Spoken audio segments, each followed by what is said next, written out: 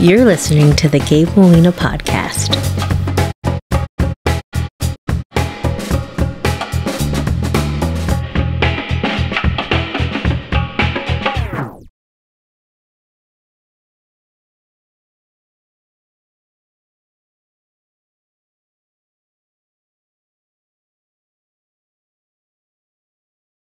Dustin Mundorf, how's it going, buddy? Good. Man, I'm super glad that I ran back into you. It's been a long time. Yep. Got another Live Oak County boy here. Yeah. Super happy to have you. Tell everybody what you're doing. Oh, well, I'm the owner and principal of Mundorf Wealth Management. You want to talk about kind of specialties? Well, where are you based out of also? Oh, yeah, New Braunfels. New Braunfels. Yeah. And what are your specialties? Yeah, so service categories, we'll do financial planning. A lot of that's around retirement planning. Also estate planning. So I work with a team of attorneys that can do that estate and trust planning. And then investment management, specifically risk managed investing. And then, of course, the different kinds of risk management that people need. So that's, I got a team of folks when it comes to things like insurance or annuities or long-term care, because those are the things that can blow up somebody's financial plan. Mm-hmm. So we'll do the planning for somebody's retirement, income planning, estate planning for the next generation, and then we got the solutions to plug in, whether those are fiduciary investment services or various insurance products. When you talk about retirement planning, what's the difference between something like that and, because when I hear that, I'm assuming my 401k is doing that, right? And maybe I'm wrong. Yeah, we just kind of touched on this before we started. Yeah, so you've got, you can break that down into a couple of stages, retirement planning. And the two big ones are going to be what you'd call the accumulation phase. That's when somebody's early career, mid-career, they're working. Hopefully they're putting away some money or making some other direct investments like real estate, something that's going to take care of them when they're old and gray. And then at some point you transition to the distribution stage. Okay. And that's kind of where the focus of my practice is these days.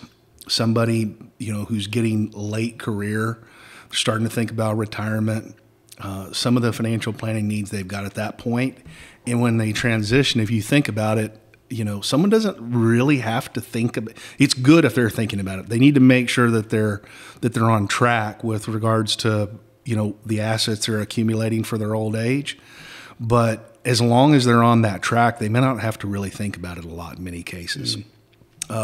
But once the paychecks stop, the reason they don't have to think about it is because they're used to getting a paycheck every week or every month. Hey, once those paychecks stop, they got to get a paycheck from somewhere else, right? Sure. So you transition from thinking about saving money for the future, which young people, that may seem like a long ways away. Yeah. And then all of a sudden someday it's like, okay, the assets that I've got, I don't have paychecks anymore. Now I got to figure out how to produce an income in a dangerous world with a lot of risk. I got to figure out how to do that in a predictable way, in a way that's going to keep pace with inflation, in a way that I'm not going to run out of money before I die. So tell me this, how does somebody, I'm sure that happens for everybody at different points in their life, right? When they're ready to start transitioning to the second part of that. What are people looking for? Because we're getting to a strange age where we're in, we're not as young as we used to be, and retirement isn't as far as it used to be for us, right? That's so we're right. kind of like in this borderline purgatory, phase in life. When does somebody maybe in our position have to start considering that? Is it when retirement hits, that's where you turn the switch and you go into the second phase of this, or is it something that you gradually start working into? Yeah. So, if you're talking accumulation, the best time to be thinking about that for someone our age was probably 20 years ago. Sure.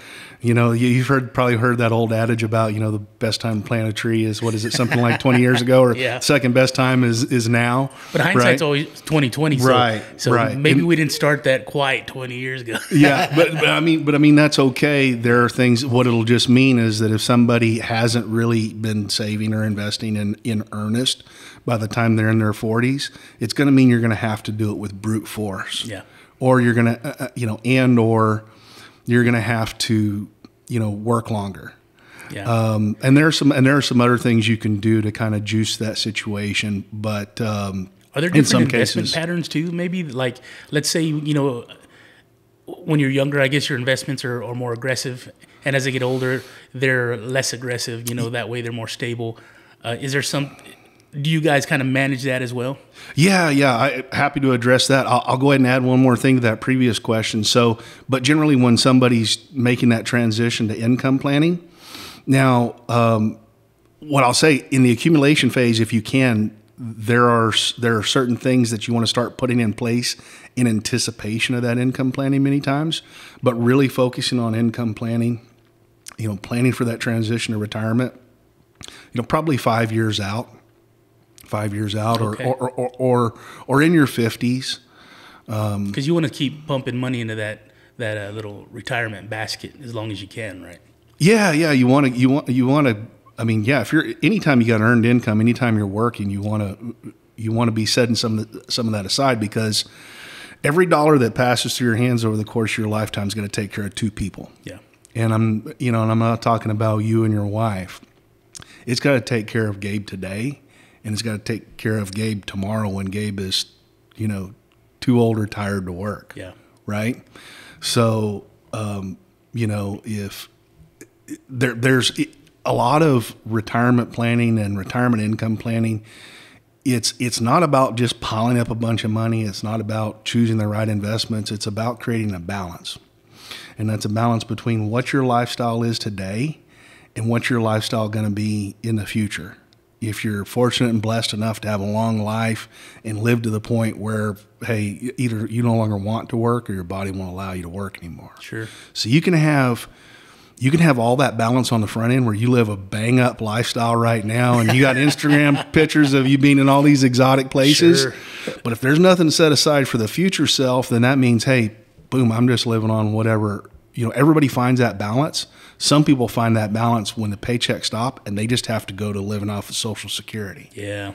And that's a hard way to find that balance. If you're on track to take a 50% reduction in your lifestyle or a 60% reduction in your lifestyle, maybe you might want to think about taking a 20% reduction in your lifestyle today to set aside that money so that transition's not so tough, right? That's a good way to put that, because when you put it in numbers like that, it really is eye-opening. Because, when I sit there and I think, not that I'm living this lavish lifestyle right now, but I do get to buy ammunition whenever I want to. Okay. But I will tell you this, it's when you sit there and you think, okay, if I had to cut back 50% of the way I live right now, what would that look like? And that's freaking scary. That's scary. Yeah. And I've sat down with people before and I've shown them that, hey, you're on that track. You're on track to a 40 or 50% reduction in your lifestyle when you say you want to retire. And I'll have some people tell me, well, I'll be able to do that because my house is paid off. Well, first of all, your principal and interest payments aren't 40 to 50% of your income. Yeah. But they're, people are telling me, well, that'll be easy to do in my old age. Well, okay. If you can take a 40 to 50% reduction in your lifestyle in your future, start practicing now. Sure. That's what that's going to be my answer. And I mean, there's always inflation and things. The cost of living always goes up as well. And you never stop paying taxes on that house. So. Yeah. But I mean, you mentioned, different approaches to investing for people in different stages of their life. Yeah. And that's a big part of, that's kind of a big part of what I do for people as well, because there's one area that I really focus on. What we really focus on is risk managed investing. And if you think about it, young people don't really tend to need that. Yeah. Because if you're a young person, if you're 30 years old and you're funding your 401k each and every month or setting aside savings and investments elsewhere, and if the market goes down and your share value, your account value goes down 20, 30, 40%, okay, I've talked to young people who are really nervous about that. The truth is, they should be itching for the market to go down at that age, right? Because the money that they're set aside for the rest of their life, cumulatively cumulatively is far more money than what they've saved so far. Gotcha. Right? So when you have market drawdowns and those things happen, even steep market drawdowns, for a young person, those are buying opportunities. Because somebody there who's early or mid-career, they're a buyer of investments, right? Now, you look at the flip side of that coin. Okay, first of all, what are we at right now, Dustin? What's that? Our age? Are we mid-career? We're mid-career. People are living longer. You need to be thinking about working into your 70s, man. Right. Okay. Yeah. That's something else. We should have a different perspective on retirement than the previous generations, and we can talk about why that is. But if you look at the flip side of that coin, that young person doesn't really need a lot of risk management for their investments. Because if there's volatility, okay, account values moving up and down, those are buying opportunities for them because they're a buyer at that point. Yeah.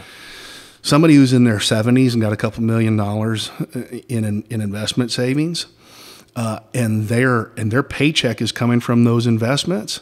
Well, if they have a 30 or 40% drawdown on their investment account, and they've got to spend that money to take an income, that's not an opportunity for them. That's catastrophic for them. So the investment planning, the investment management, investment advice that I really focus on with clients is to help them manage those investments into retirement, but to do it in a risk managed way, a less volatile way. Even people who are, late in retirement, they don't necessarily need to liquidate all their investments and put it in cash or put it all in bonds, okay? Because they're not going to keep pace with inflation if they do that. But there are some ways to maintain some investments in markets that fluctuate.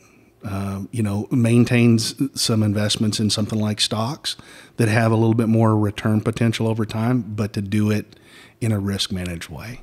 And that's where you come in. Yeah. Oh, Dustin, you've shot my anxiety through the roof. Uh-oh. I didn't mean to do that. No, I think it's all great information. It's not, we go about living our lives and we go to work and we pay into a 401k or we pay into investments and we try and put money aside, but when you think about things that could happen, the catastrophic portion of it in your older years, it's you hope that you've planned very well, and I guess that's where services like you are so important. Yeah. Some people, you've got do-it-yourselfers. Sure. And I think a lot of people have done that. What's weird? I work with a lot of young guys, and before things got super weird, you had all these online, I guess, investment apps. Uh-huh. And I never got involved in it. A lot of these younger people did because there was time they could go and put money in something that they liked and it would jump up and they immediately got that. It was almost like a social media type thing, right? And so they got that excitement of seeing it go up, but it quickly could go back down. And a lot of these guys, something like crypto. Yes. Yeah. And a lot of the 20-year-olds, early 30 folks are highly invested in that. I don't know enough about it, but I do know they're not doing as well as they were maybe 2 or 3 years ago. And that's something that when I see that, it makes me wonder, people are so quick to kind of want to invest in things like that. I guess maybe they feel like they have more of an immediate hand involved in that, as opposed to making a phone call to Dustin and going, "Hey man, what's this looking like?" And that's what you're doing, right? You're taking care of that portion for them. But, well, yeah, a lot of people, myself included, human nature, we've got a tendency to want to latch on to shiny objects. Sure. Okay. And a lot of people get really excited about. I'm super guilty of that. Okay. A lot of people get really excited about, I'm going to find a way that's smarter than the rest. Okay. So, a lot of people might be really concerned with comparing their return on their investments to the broader indices like the S&P 500. And when you're in a bull run, if you've made some investments that are highly volatile investments, a lot of times you can do really well, and it's sexy, right? It feels really good. But then when you're in a bear market and you suffer the consequence of that volatility to the downside, you might be doing yourself a disservice. So most of what I'm doing for clients, there's nothing sexy about it. Yeah. It's about, well, you're running the marathon. These guys are running a sprint, right? That's right. how it's being invested. Right. We're just trying to put together a plan.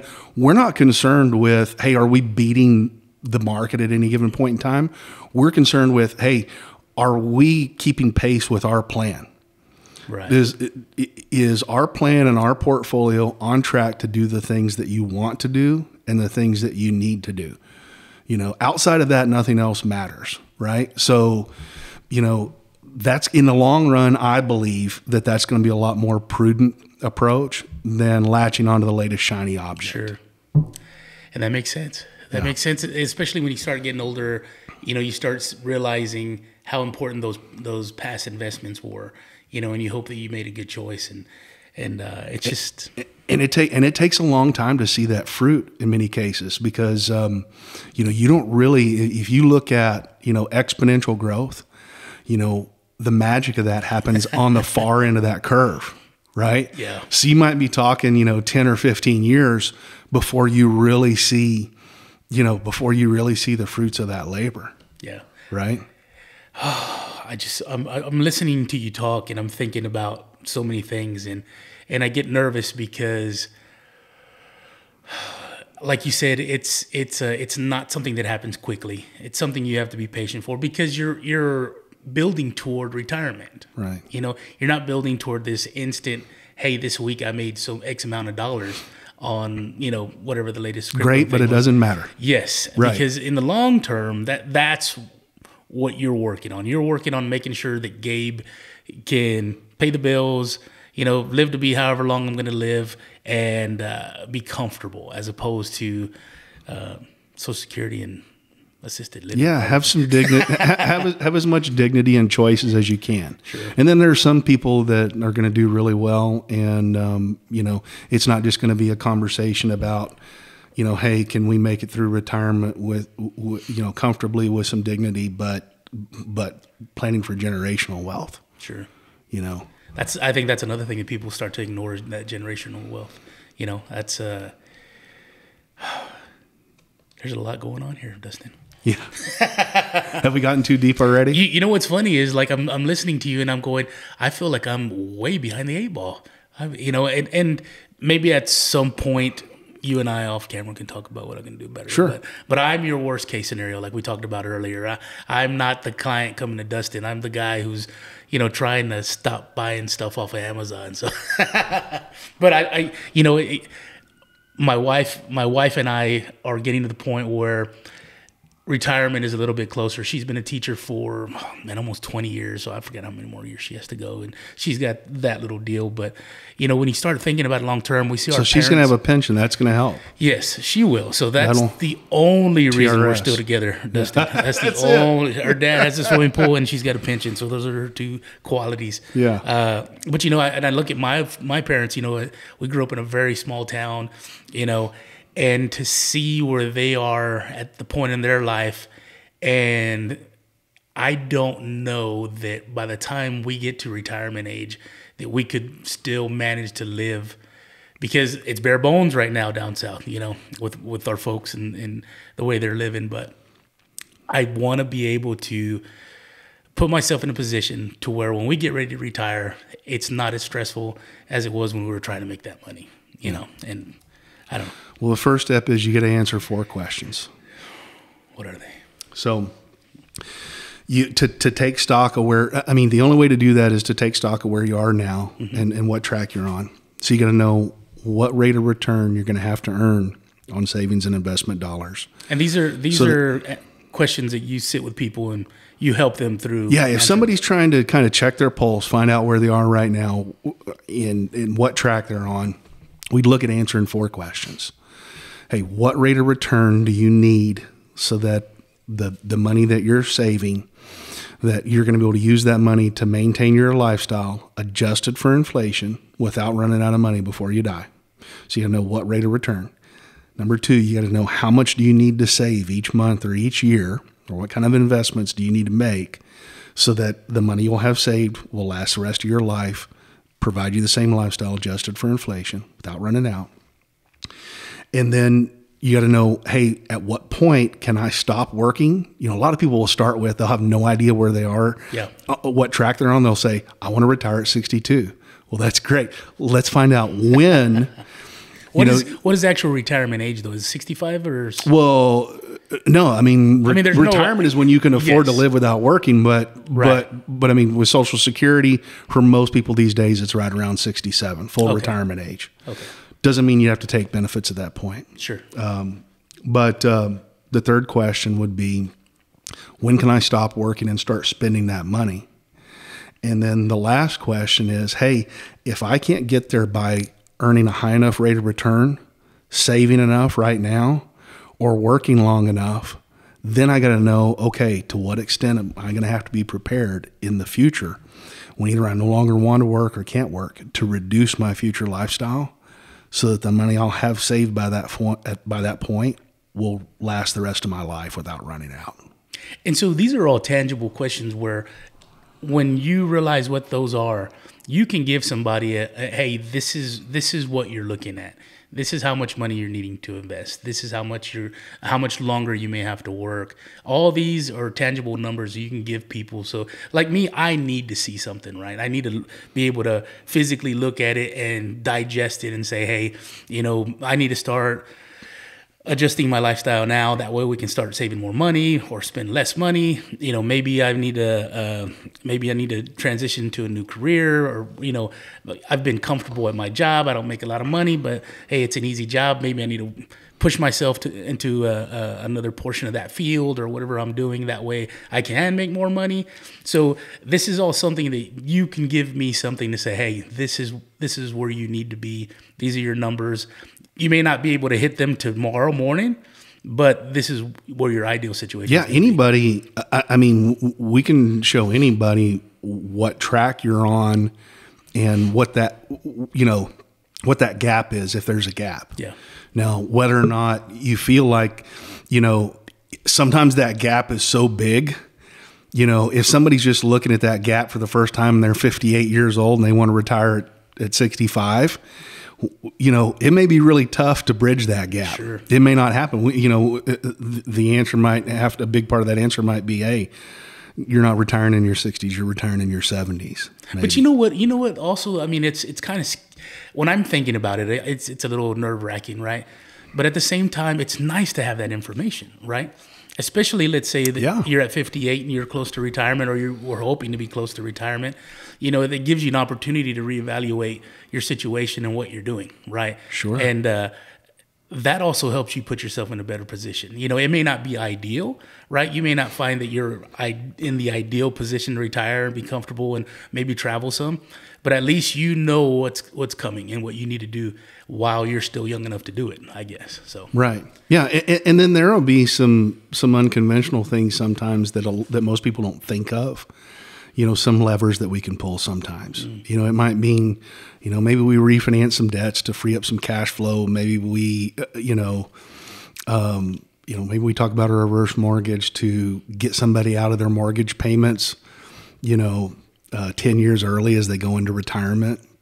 Or, maybe we shift some assets to produce some greater income. Maybe we make some tax moves. Yeah, there are a bunch of levers that many times people, they may not know to pull or to explore. Well, that's what's nice about having somebody like you that specializes in that kind of stuff, because none of that are things I'm aware of. You know what I'm saying? Yeah. When I sit there and I try and evaluate, let's say, financial issues that I may be having, part of the time I don't know what potential solutions there are. I may think I have 2 options, 3 options, when in reality there might be 4 or 5 that I wasn't aware of. So to be able to find somebody that can sit there and help guide you and say, hey, there's other things that you can do that might put you in a better position. That's the importance of having somebody like you. Because I wouldn't know. Yeah. What you're talking about is blind spots. Yes. And blind spots can actually be really powerful. That's oftentimes, sometimes, we're fortunate to sit down with somebody and we find problems, and we find big opportunities in some of those problems. But it usually comes from blind spots. Yeah. So if you think about it, I mean, you think about all the knowledge in the universe that's known to anyone or anything, right? There are things that you know to be true. You know you're Gabe. You know what your name is, right? Yeah. There are things you know. And then there are things you don't know. You know, if you're like me, you know that you don't know how to do brain surgery, right? It's not what you do. You know that you don't know that, You'd right? figure it out, Dustin. No, absolutely not. So I know what I know. I know my name's Dustin. I know what I don't know. I know how to do brain surgery. Then there are a lot of things out there that I don't know that I don't know. Yes. Right. And that's where I fall. And I think that's where a lot of people fall. And that's why, there's nothing, I'm not any smarter. I've got a lot of clients who are far smarter than I am. Okay. It's just what I do is, and the value I can offer them is simply because I've spent years doing, and I've had the benefits of some really great training. So I've got a trained eye when it comes to some of these things. But then the most powerful thing, Gabe, is, so there are the things you know. There are the things you don't know. There are the things you don't know that you know. And then for all of us at some point in our lives, we probably experience this. There are the things that you know to be true that you find out at some point are not true. Yeah. And that, when I can sit down with somebody and I know that they've learned something that might not be in their best interest. And when we can unlearn that, a lot of times there's some big opportunity in that to do some things differently that can benefit them. So I guess when you find some of those opportunities to restructure some things, like you talked about a minute ago, all these are going to end up contributing to that lifestyle down in the future, right? So are those things that you guys can sit down and help figure out initially? Or is that something that I guess you come in contact with as somebody's growing and investing and you start seeing these opportunities pop up? Is it something that you can do early on to help, I guess, bridge that gap a little bit better? Or is it something that doesn't show up till you get down the road a little bit? Yeah, what I would say is, typically, so it's not uncommon to run into situations where I think somebody's doing something that isn't in their best interest, and correcting it could be beneficial to them. Typically, the more sophisticated somebody is, the more money they have, the bigger those problems are. I see. So it sounds funny, but the smarter, the more sophisticated somebody is, the more money they have. Usually the bigger problems we can find to correct and the bigger opportunities we can find.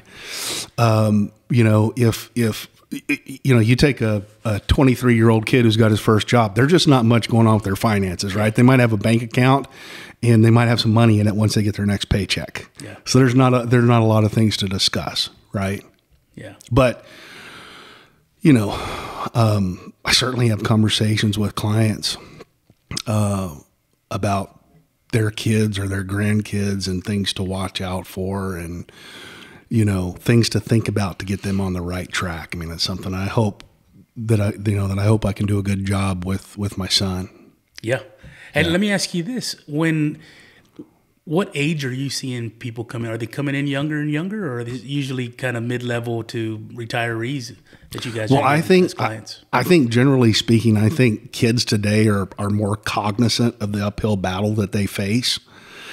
And, probably a big reason for that is if you look at previous generations, I mean, it was really simple. Hey, I'm going to pay off my house. I'm going to have a pension and I'm going to have Social Security and I'm all set. Right. Yeah. Previous generations, they had one job and that job came with a pension. Well, now people got multiple jobs. They might be changing jobs every few years. They're responsible for creating their pension. Right. You have to sock away enough money in something like a 401k or some other investment or savings vehicles so that when you reach retirement, you can convert that into your own pension or your own income stream. Yeah. And then you look at kids today who are just getting a start. They also recognize that, hey, older generations have had it pretty well with pensions and Social Security, and I'm going to be paying taxes for those things, but those benefits may not be starting as early for me, or the taxes on those benefits might be greater for me because those systems are in trouble. Well, that's what's interesting is because you said earlier how we can start getting our minds wrapped around maybe working till 70. If somebody who's at 21, 22, 23 years old and they're just getting started, what is that going to look like, by the time they get ready for something? Well, you got 65-year-olds today. You got a married couple. There's a 50-50 chance somebody's going to live to 92. Oh, wow. There is. Not in my family, Dustin. Yeah, there are exceptions. We're talking about, on the average. Yeah. Right? Yeah. So, and it's funny. So when you talk about something like longevity, they're all part of retirement income planning. It's not just about the investments and the cash flow. It's also about risk, right? So we look at all these different risks. Hey, how does the income picture change if one of the spouses predeceases the other one, and maybe their pension payments don't continue? Right. What happens to I like to call them perfect financial plans. Somebody will go online, they'll use a calculator, and they'll say, hey, I've got enough money to retire.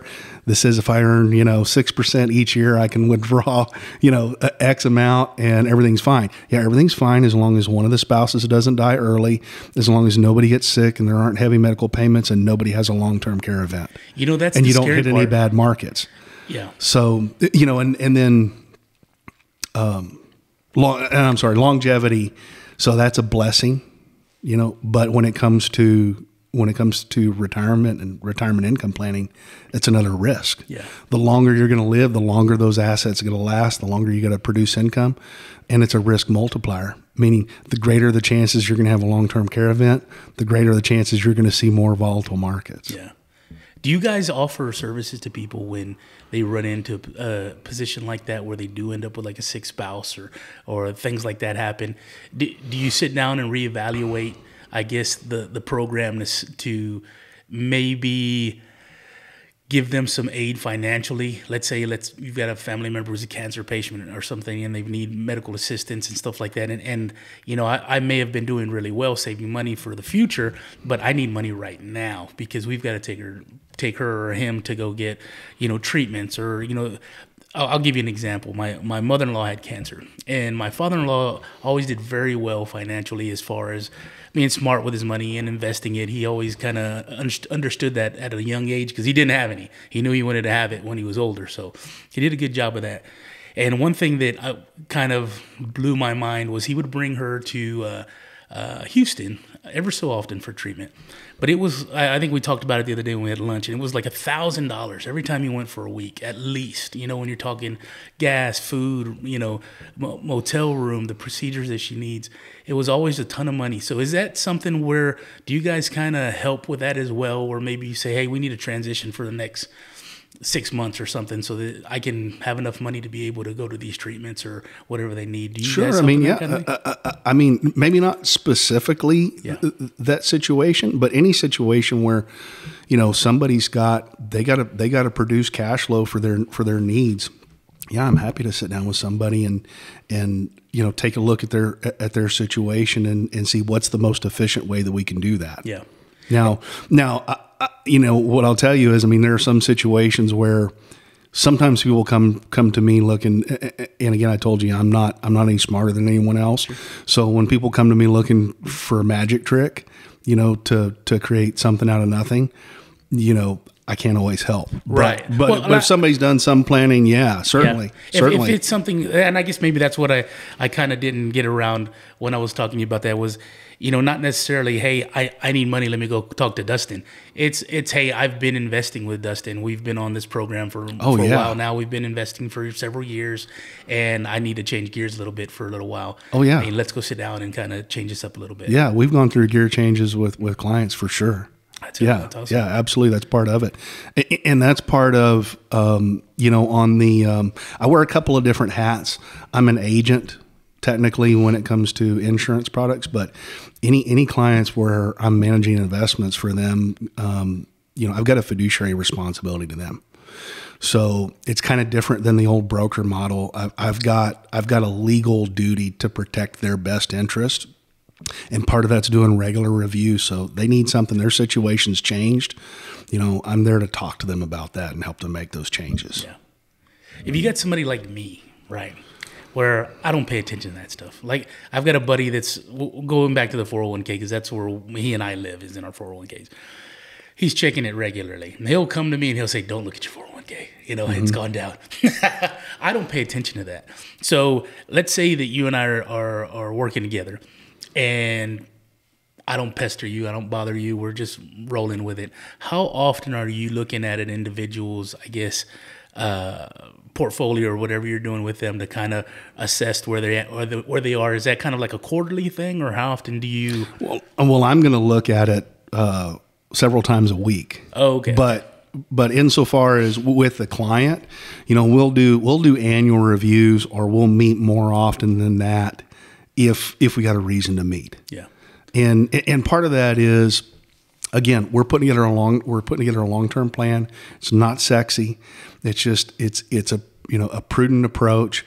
And again, the clients that I'm working with, we're using, and I happy to describe kind of what this is and how it's different, but we're using a risk managed approach. And what that means is my clients' accounts don't move as fast as the market moves. Right. Okay. We put some strategies in place where they transfer some of their investment risk to other individuals and other institutions. So, my clients didn't see, in most of my accounts, they didn't see the kind of drawdowns that we saw in the bond market and the stock market last year, just because we kind of had some alternative strategies and some risk managed strategies in their portfolios. So in a nutshell, when things get not so good, your clients don't feel it as much, right? Because it's not as aggressive. And I want to be clear. I'm not, I got to be careful. I'm not, I'm not making any kind of performance claims, but it's just it's the approach that we take. We're not trying to catch all the upside. We're trying to capture returns when markets are good, but we put some strategies in place that when markets aren't good, that we're not catching all the downside either. Right. So we're using some, if you turn on the news, the financial news, and you see that, the S&P 500 is, down 10%, in a year. And if you look at your statements and they've moved in the exact same direction every day, every week, every month of the year with the S&P 500, that may be fine for you, especially if you're young. But what it means is, hey, whatever investment strategy you've got, it's highly correlated to the rest of the market, okay. Right? It's moving in the same direction. So these folks that are at a point where they need some more risk management, we're plugging in some strategies that aren't as highly correlated to the rest of the market. They're going to move a little bit differently than the rest of the market. So it's kind of a step, and a lot of people think that the way you do that is just having a diversified portfolio of stocks and bonds. It's really kind of a step beyond that. And that's when people need to come in and see you and talk about those. Yeah, not everyone needs to see me, but yeah, if that's what somebody's looking for, if they're looking for a long-term plan that's going to work for them, and once you've got some assets accumulated, if that makes sense to you, staying invested but doing it in a way that's a little bit less volatile, then yeah, I think there's some significant value that I can add to that situation. I guess that's the key is having those, being able to have something enough to invest, of course, because everybody needs that stability. Everybody needs that long-term, that sight, that long sight right. of, hey, I need to be ready when it's time to retire, because even when we were younger, we don't think that we're going to, you don't see yourself getting old, Dustin. No. We didn't see ourselves being this old.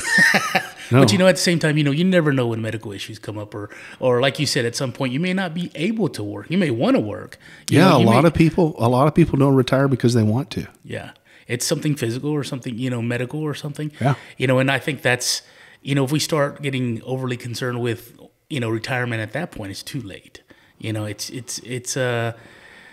We're going to be in a pickle, and I think I've done a terrible job. We talked about this earlier. We even at dinner the other day, at one point I was like, maybe I need to invest in ammo. You know what I'm saying? That's where my mind's been. But it might not be broadly diversified. It's not. But yeah, it's just like any other. If you look at, so you can look. People put together emergency plans, right? Sure. And one of the reasons people put together emergency plans is so that they can go to sleep at night and not sweat it anymore, right? Yeah. Now, hopefully we're not looking at retirement like it's an emergency that might happen, because it's something most of us are hoping is going to happen, right? Sure.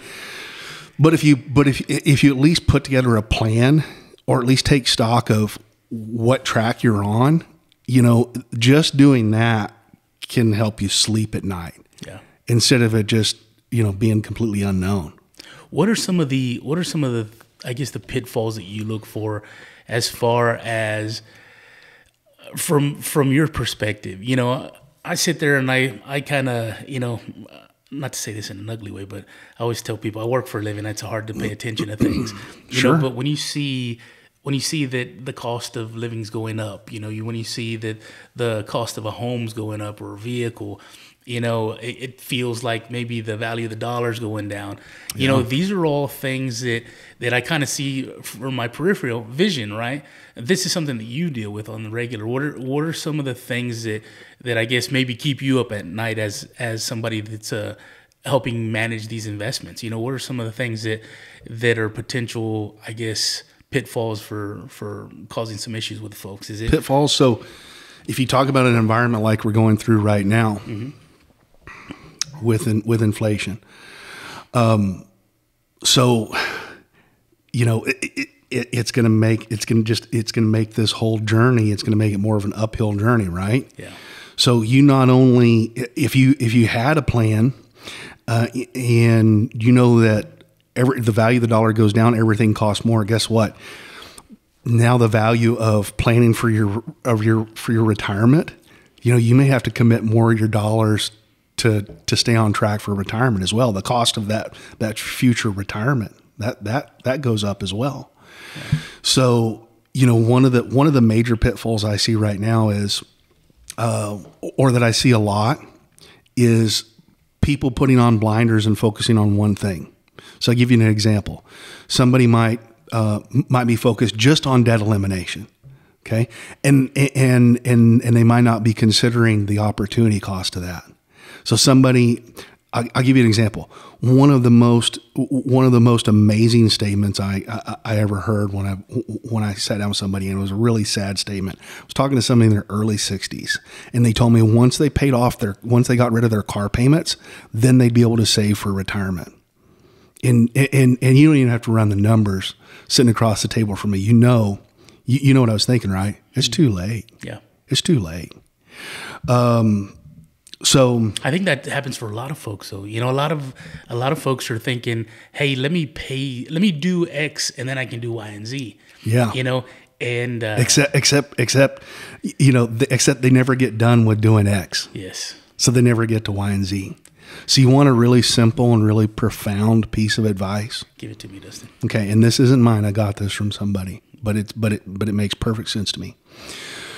You want to fund your future lifestyle. I mean, you want to set aside money for the old Gabe, right? Who's no longer going to be able to work. So you want to fund your future lifestyle.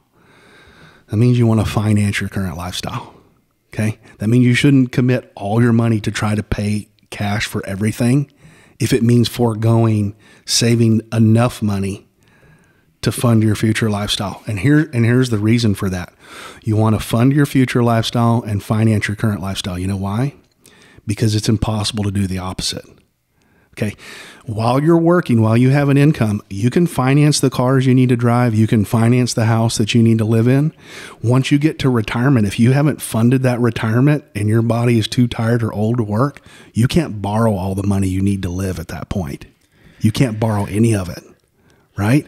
So you can fund your future lifestyle and finance your current lifestyle, but you can't finance your future lifestyle. Yeah. That's it's kind of profound, Dustin.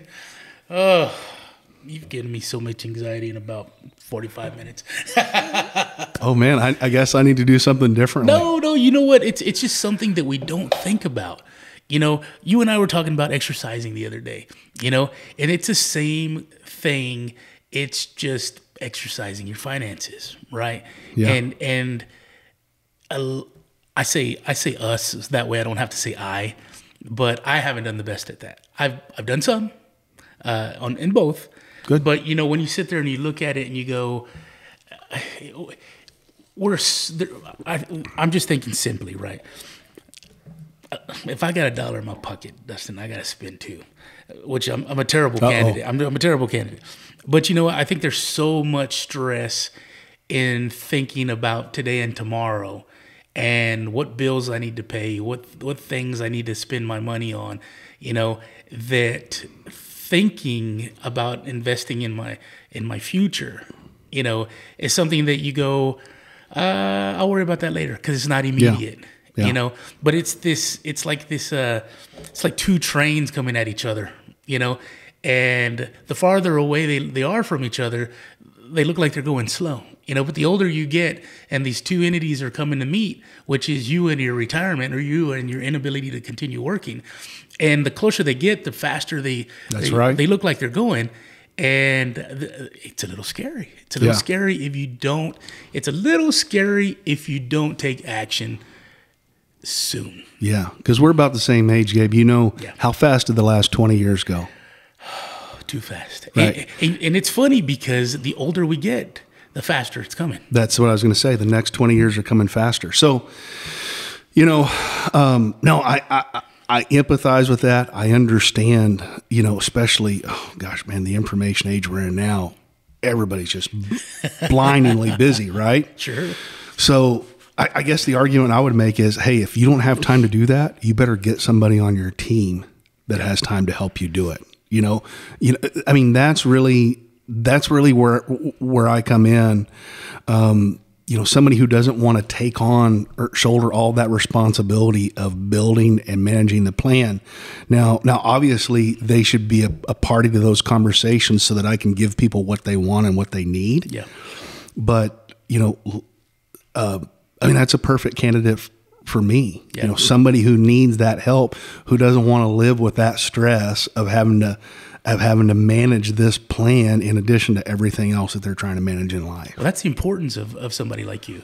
You know, that's the importance of the service you provide, is because, like I said, I work for a living. I don't have time to pay attention to what the dollar's doing. I don't have time to pay attention to, well, you know, everything the federal government's doing or everything so-and-so's doing, or, you know, I've got things to do. You know, I've got daily important, my week's full, you know? Yeah. So if I can have somebody who's got more experience and more knowledge and is a professional in that service that I need, you know, why wouldn't I use somebody like that?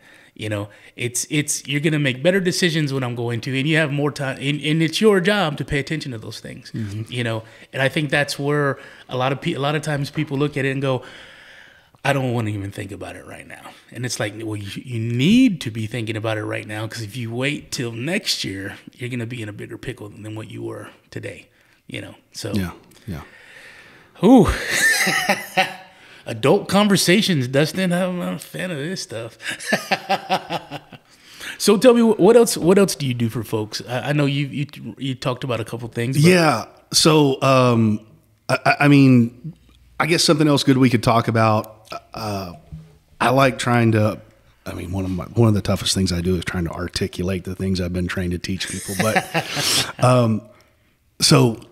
Understanding kind of our investment approach for people that are looking for help on that end for investment advice.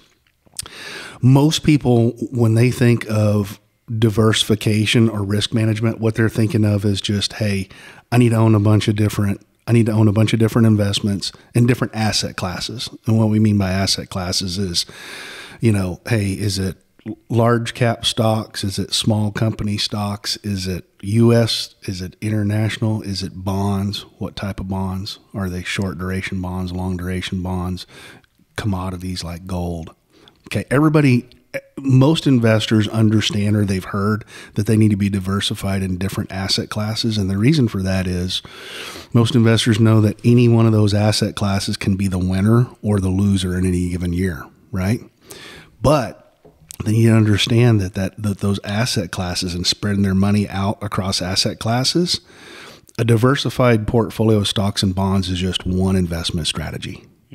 Okay, we'd call that strategy asset allocation, or you'd call that a strategic approach.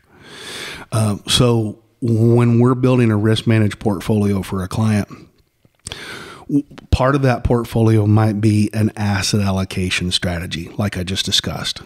But we're also going to add some additional strategies to that portfolio, because just like any asset class can be the winner or loser in a given year, any investment strategy can be the winner or loser in any given year. They go in and out of favor as well. Okay. So we'll add multiple strategies to a portfolio. Every one of those strategies will have a different way many times of capturing returns, but even more importantly, a different way of protecting the downside to some extent. So I'll give you some quick examples. Well, real quick. Yeah. Is it, and this is just me thinking, from the service you provide for folks, it's long-term, it's retirement. So are both things important, or is it more important for you guys to make sure that, my retirement doesn't bottom out? Is that more important than the growth of it? What are you guys paying the most attention to? Or is it just, are they both equally as important, right? You want to grow it. Of course you want to grow your portfolio. You want to make a lot of money. I think I understand where you're going. But are you more concerned with it dropping out of the bottom? Yeah. So in the accumulation phase, especially, you want to make sure that somebody's getting, the return that they need, and that somebody's feeding that portfolio. Okay. Cause you put a little bit of money away and you're expecting it to double 10 times, so not, you're probably not going to live long enough for that to happen. Phone app. You got to feed it. Yeah. You got to feed it. Okay. So there's a point in life where, everyone's different, what their tolerance for risk is and what their time horizon is. But there's typically earlier in mid-career, you want to be focused more on growth. And then as you transition to retirement, you still might have a portion of that portfolio that could be focused on growth. And that'll be the money that you won't touch for many, many years. And what that'll allow you to do is you have another portion of your portfolio. We can think of it in terms of buckets, right? So you can have bucket one's got some, a very conservative portfolio in it, or some cash-like instruments. That's the first bucket you're going to take money out of, right? And then you go to your second bucket, and that might be more income-producing assets. That's kind of your medium-term bucket. And then your third bucket, your long-term bucket, might be more growth-oriented to replace some of the money you're spending on the front end. Okay. Yeah. Okay. Yeah. I was like, well, what am I more concerned with? Well, you don't need, so it's when you kind of shift your focus to spending the money. Those priorities start to. Yeah. Not necessarily that one's less value than the other, but I guess one's a little bit more, takes precedence over the other, because now you've retired. Now we're maintaining as opposed to growing. And the reason for that is,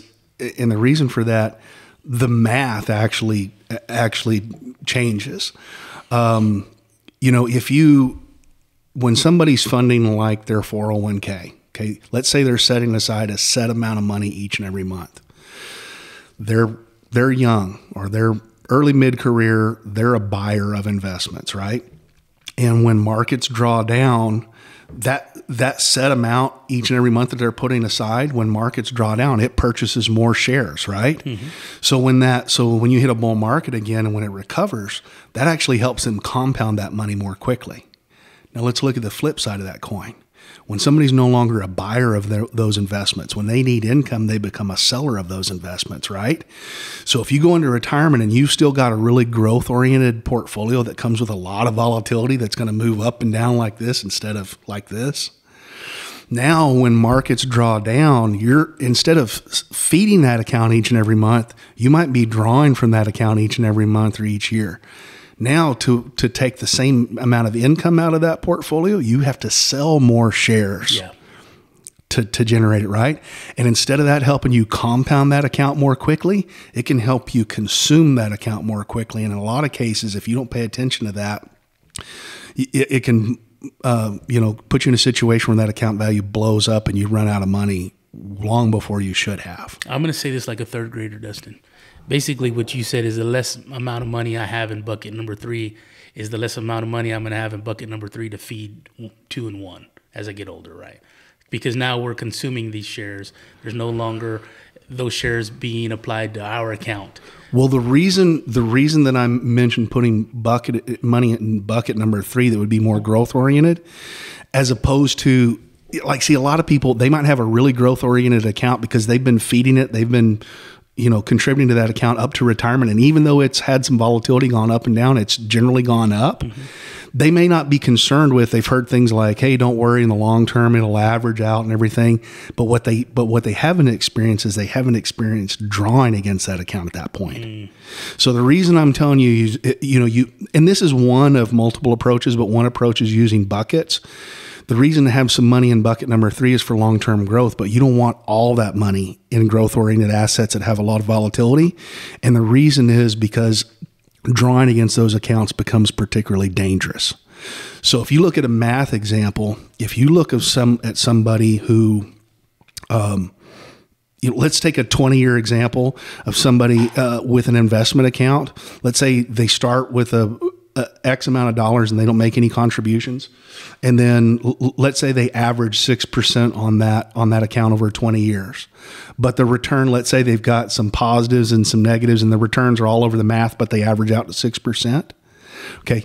If you took that 20-year example and you shuffled the order of those returns over and over, they're always going to average 6%. And the amount of money that somebody would end up with at the end is always going to be the same. But if you started making withdrawals against that account that's got different positive and negative returns each and every year, and you change the order in which those returns came in, you're going to end up with vastly different amounts of money at the end. And in some cases, you're going to end up with no money at all. Wow. That's called sequence of returns risk. So it's not just what your returns average out to over a time, it's in what order those returns come in. Now, there's nothing we can do about the order of the returns the market's going to give us. So it means that, hey, the money you're going to be spending in the near term, it just needs to be much less volatile than the rest of your money. Yeah. So you're not subject to as much of that sequence risk. Thank God you do this stuff, Dustin. It's it's a complicated business when you're a novice, but it's important because everybody should be taking part in this kind of thing.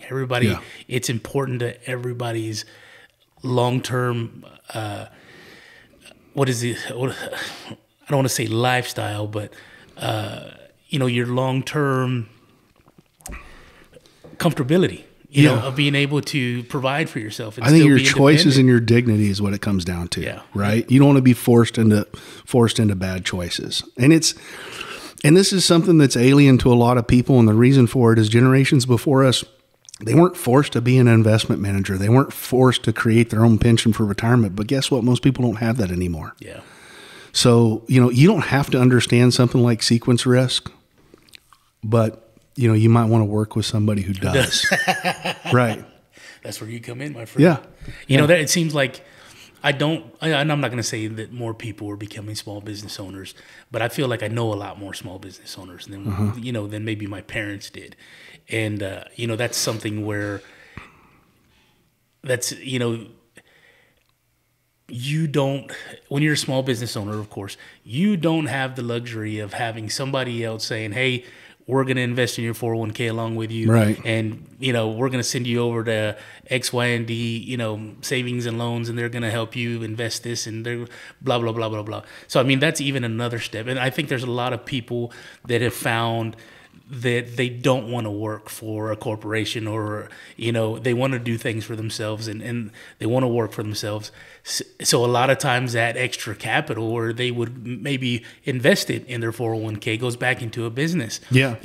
And I mean, that's another person, that's another level of people that need to utilize somebody like yourself. Yeah. Well, I mean, you think about it,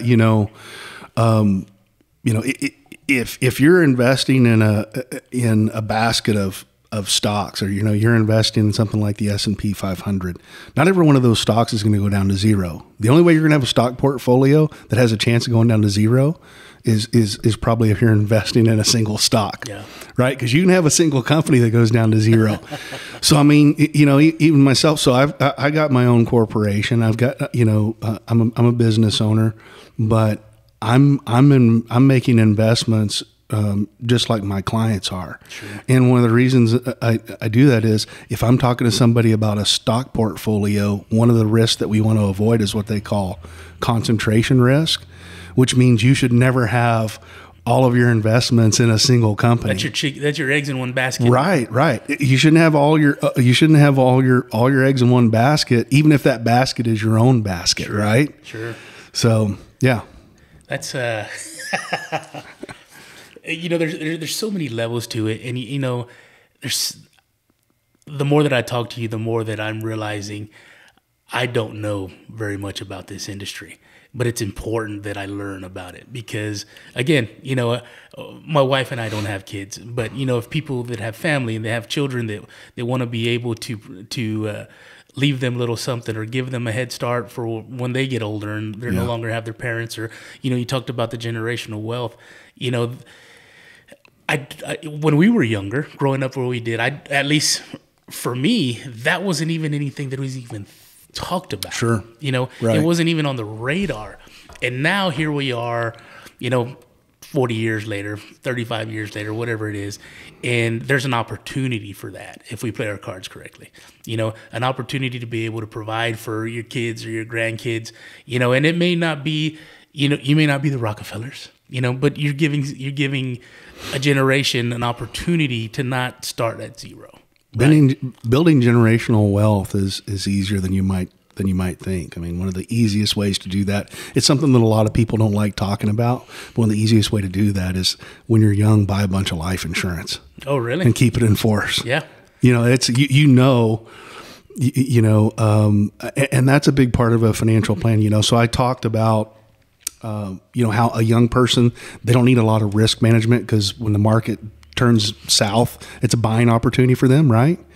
And it's because young people, when they're starting out, they don't have a whole lot of financial assets. What they have is a whole lot of human capital. And what that means is when you're young, your biggest asset is all the working years you have ahead of you and all the paychecks you have ahead of you, right? That's worth far more. I talk to people who are early in their career and they might think their largest asset is their house or their largest asset is their 401k. It's not.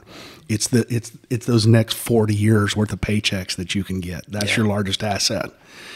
And so a young person doesn't need to protect, they don't really need to protect their investments like an older person does. What they need to protect is their human capital. And that means, put it simply, that means two things. You need to protect anything that would interrupt that human capital. And the biggest two ones I can think of is, a breadwinner dies or becomes disabled. So what's that mean? As soon as somebody they get out of high school, they get out of college, they go into the workforce, buy all the life insurance you need. You can buy really cheap while you're insurable. Right. Get some disability insurance so that the next 40 or 50, 40, 45 years of my career, if it's interrupted by one of those two things, the insurance is going to kick in and make that plan self-completing. Now you look at an older person, so it's kind of like a crossover, right? You start out with a great deal of human capital, all the working years ahead of you. As time goes on, you have less and less of that human capital because the paychecks someday are going to stop. Yeah. And you start out with, most people, they start out with very little or no financial capital. As the human capital goes down, as the working years end, you should be replacing that with financial capital. So you get to the end, some people life insurance still makes a lot of sense for some people if they're looking at estate planning or something like that, but they may not need it anymore to replace their income from a job. What they need to protect then is the financial capital they built, but they need to protect that because they don't have a lot of human capital left, working years. Right. You know what's funny, Dustin, is I'm laughing because there are some things that frustrate me, right? When I was right out of high school, I give this example all the time. I went with a buddy of mine to Victoria. We went to his sister worked at a mall at a jewelry store. And I was 18, and she was cute. And she said, "Hey, do you have a credit card?" And I said, "No. I'm 18 from George West. I don't know. I made $4 an hour working at Wynn's or whatever it was." And I said, "No." She said, "Well, let's run you and see if you can get a credit card." So, all right. She runs it and she goes, "Hey, you got whatever amount was. It was low." She said, "And you want to buy something?" She was working me. I didn't realize it. But I said, okay. So I bought this silver Citizen watch with a blue face. I think I paid on that watch for like 12 years. Right. Because I didn't understand interest rate. I didn't understand any of that stuff. And, you know, I think I had Mr. Reina's class, and I probably have paid attention to that class, his economics class. But one thing that I was always frustrated with was, and maybe I just didn't expose myself to it, but nobody really showed me how to balance a checkbook. Nobody explained to me what 23.9% interest was. Nobody explained any of that stuff to me. And it was the most critical stuff that could have saved me so much debt through my 20s because I didn't understand it. Yeah. You know, you go to college and I'm getting letters in the mail for credit cards that I didn't apply for. Yeah. But you know what? I'm 22. That's because the financial industry understands it. Yes, they do. Yeah. And I'm 22. I'm broke. You know, there's no groceries in the flip side of that, it's a hell of an investment for them with a 20% return. Absolutely. Yeah. But I didn't know that till all of a sudden I'm all the cards are maxed out. I'm trying to pay them off. You know, I'm paying minimum payments, but they keep going higher, and I don't understand it. I don't know what I don't know. Right. Yeah. And so as I get old, and I take it upon myself to kind of educate myself, and I go, oh, this is what's happening. You know, these interest rates are through the roof. You know, this is a better interest rate that I would have liked to have had as opposed to the 20. I had a couple of 23.9% interest cards. Took forever to pay them off. But I'm laughing because when you're talking about your human capital and taking out these life insurance plans as a young person where the life insurance plan is going to say, you're very healthy, the likelihood of us paying this out is very low, so this is a great opportunity for you to invest in something like this. I wish somebody would have talked to me about that when I was 18, when I was 17, when I was 19. You know, those are educational practices that are so important to a young adult when they're coming out of high school. Yeah. And they're not exposed to that information because they immediately become, I was going to say this earlier, that information needs to be given to kids, and I say kids, young adults, a lot earlier than when the fit's already hit the shan and they're 30 and still trying to pay it off, right? Because we get out of high school. This is what happened to me. And I say we again. It's the royal we. Yeah. We get out of high school. We go get a job. I remember when I was at the jail. I was at the county jail working at the jail. I was making $900 a month, and I thought I was the man. You know, I was still living at home. Hey, you're on the right side of the bars. I was right side of the bars. I had a little bit of cash in my pocket. I was living at home with my folks. Yeah. You know, and it's funny because you start to develop your lifestyle as a young person. You know, all of a sudden you don't go backwards, right? All of a sudden you bought a vehicle. You know, you bought the newest. Yeah, if you start living off 100%, it's hard to. And that's the problem. You know, because we or 120%. That's where worse. I was. Yeah. You know, you're living at home with your parents. You know, I'll get to this in a minute. You're living at home with your parents, right? So all the adult responsibilities have not yet landed on your shoulders. You might be getting a few, but not all of them. right? So you start spending all your money and you go, okay, if I've got $0 by the day before payday, I'm good to go. Yeah. And you develop these really negative spending habits, and you haven't even started to think about investments. Yeah. Where if we can catch young people young enough to educate them on investing practices before they develop their poor spending habits, that's a life changer. Yeah, absolutely. That's a complete game changer. Absolutely. The reality hit me when I moved to San Antonio. I was taking architectural classes, and I was in the restroom and ran out of toilet paper, and I didn't understand why. I go to take a shower and I'm out of shampoo, and I didn't understand why. It's because my parents were paying for these things, you know? and here I am thinking that I'm an adult, thinking that, hey, I'm independent. And now I don't have money for toilet paper and shampoo because I spent it all. Those are those terrible spending habits that I developed immediately with zero knowledge of how the world actually worked. Yeah. And zero knowledge of how I could put myself in a better position had I just known, you know? And it's like, something as simple as what you've talked about, something as simple as understanding interest rates and understanding the importance of investments. You know, when you can give that to somebody young, man, that's a game changer, man. Yeah. Game changer. Yeah. And that responsibility has got to, in my opinion, you know, you're not gonna be able to do it for everybody. Sure. You know, if you're fortunate, you can do it for your kids. And the reason I say that, you know, I've heard the argument before, well, these things should be taught in school. Well, I started my career doing retirement planning for school district employees. Guess what? Just like you said, you weren't taught these things. Teachers weren't taught these things either. Yeah. Okay. Most people, what they learn to do with regard to finances, they're taught those things by institutions, financial institutions, and the government. What they should do with their money and how they should approach their taxes. And you could make the argument that maybe sometimes those institutions give people advice that are not in the best interest of consumers, but maybe in the best interest of those financial institutions and the government, right? And if you and I'm just telling you, if you ever try to teach that through public schools, I could guarantee you the government and the financial institutions be writing the curriculum. Yeah. And it would still be the game rigged in the favor of those institutions.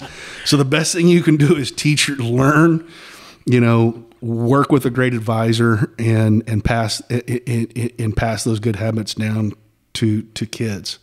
But the other reason that's difficult is just probably the folly of youth. I mean, you can teach kids that they shouldn't experiment with drugs and alcohol, which I know you and I, we never, had a problem with drinking a beer or anything never. that, right? Yeah. No. So you tell a kid that they shouldn't experiment with drugs and alcohol, right? But in that kid's mind, they're like, yeah, I know, that's somebody else, right? You're right. And you know what? Maybe if somebody had educated me on that, I probably would have filled out that damn credit card anyway, Yeah. So I do get that. Sometimes we just got to learn the hard way. Got to learn the hard way. But at the same time, to be able to say, hey, explaining that to people, and even as a parent, and I would love for it to be taught in school. I agree with you wholeheartedly that it would be manipulated in favor of the federal government. I've said before the greatest resource on the planet is the American tax dollar, but it's important for parents to at least explain to their kids that there's something like this out there. Yeah. Be mindful. Even if you don't understand it yourself, you've gone into debt. You know what that's like.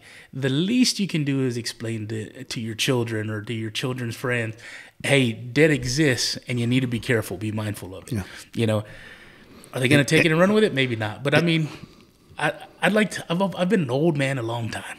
I've thought like an old man since I was in high school. And again, I always go back to, I didn't understand what that meant. I didn't understand what almost 25% meant. When you sit there and you're making a payment to credit cards and you're wondering why the principal only went down $12. Yeah. Well, it all went to interest. Right. Right. But again, all this is stuff that it's so interesting. It's so important. We sit there and we look at the cost of living going up, and with people moving to Texas, you look at these houses, and for a while, houses went up almost $200,000, if not more. My wife and I bought our house 13, 14 years ago. It's a small 3-bedroom cookie cutter house. Mm-hmm. I think we paid $152,000. I told her, I said, the days of paying $152,000 for a 3-bedroom cookie cutter house are gone. Oh yeah, never coming back. And you start getting not paying $15,000 for a new car anymore either. No, that's right. No, I mean you look at what used to be maybe $28,000 car when we were younger. Mm-hmm. It's like $70,000 now. Right. You look at an extended cab truck, $250,000, $70,000, $80,000. Right. Easy. And so this, just to tell people how important investing your money is, because things aren't getting cheaper.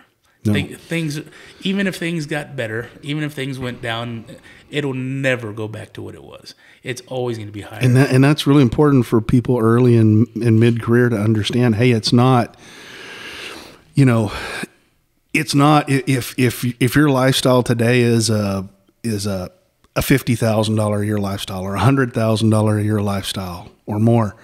It's not a $50,000 or $100,000 a year lifestyle that you're preparing to provide for 20 or 30 or 40 years from now. It's, double or triple that. Sure. And that's the scary part. As you get, as you progress into retirement. Yeah. Yeah. Well, Dustin, what else you want to share with folks? We'll get this thing wrapped up. I guess I'll just tell you. I mean, you talk to me about share a little bit about the process. I'll just share the first step. Anytime I meet with somebody, a lot of let's back up one step. Yeah. When is somebody ready to come see you first? What as just your average Joe Blow listening, hasn't talked to any sort of management provider, and they're thinking about it. What are you looking for? What position do they need to be in before they come see you? Anybody who wants, they can reach out. We can have a conversation as to whether or not I can help them. But okay. Some great times to reach out would be, hey, life events. Are you changing jobs, and maybe you got a 401k, you don't have to leave it with that employer anymore, and you're not limited by, if you have the opportunity to roll that into an IRA, you're no longer limited to the investment options inside that 401k. That's a great time to have a conversation, about working with an advisor. If, not just when you're at the finish line for retirement, but in the years approaching that, starting to talk about some planning for that transition. If you're in your 50s and you're starting to think about things like long-term care, because that's a big threat in retirement. Or even if you're younger or you got younger family that, we talked about, maybe they don't have a lot of assets. Maybe they don't need help from somebody like me to fund their 401k or, fund a Roth IRA, something like that. But, maybe they got a young family. They need to make sure that they got enough life insurance in place. That's something I can help them with. Okay. So those are all, reasons to reach out. Yeah. Okay. And it's really easy to do that. They can shoot me a text at 830-476-2505. My website's got links to text me a question. So if you're looking at the website, longlivemymoney.com on your device, you can just hit a button to text me a question. And then of course my calendar's on the website. Click a button and, you can book a free chat with me. We'll talk for 15 or 20 minutes.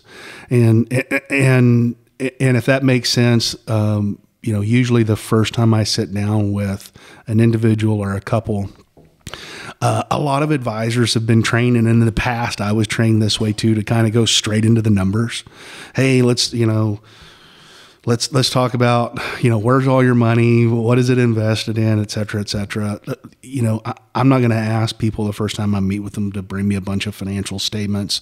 First thing we're going to do is have a simple conversation to see kind of what their past experiences have been, where they are now, and to try to find out if there's any gap between where they're trying to get and where they are right now, and just, have that conversation to find out, number one, if I think I can help close that gap, and if I can't, then, that's as far as that conversation goes. Yeah. Or, give them an opportunity to get to know. I'll talk to them about my process as well.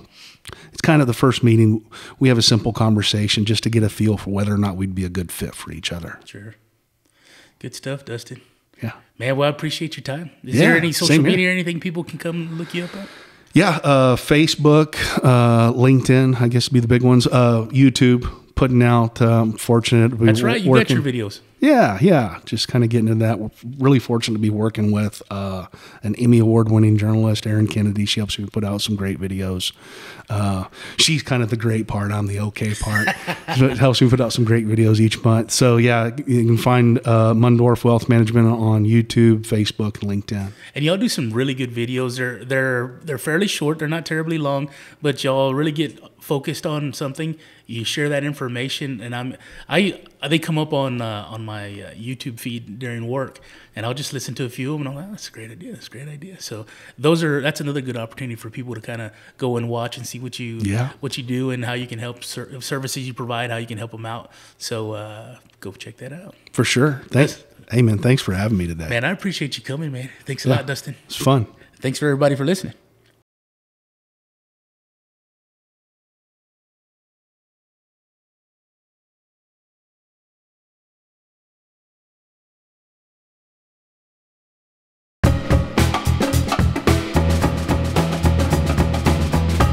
Thanks for listening to the Gabe Molina Podcast.